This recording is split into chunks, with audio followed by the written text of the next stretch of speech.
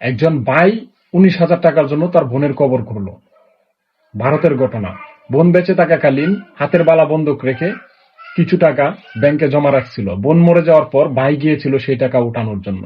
Bank থেকে লোকজন বলছে কাগজপাতি নিয়ে আসতে, আর নয়তো যে টাকা রাখছে তাকে নিয়ে আসতে।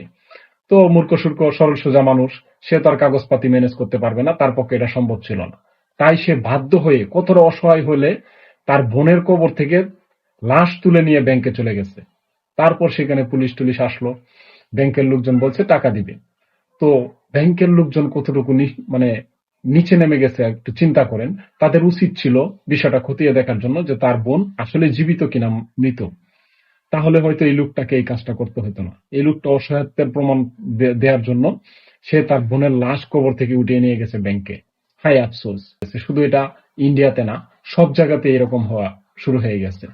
তো এখান থেকে আমাদেরকে বেরিয়ে আসতে হবে।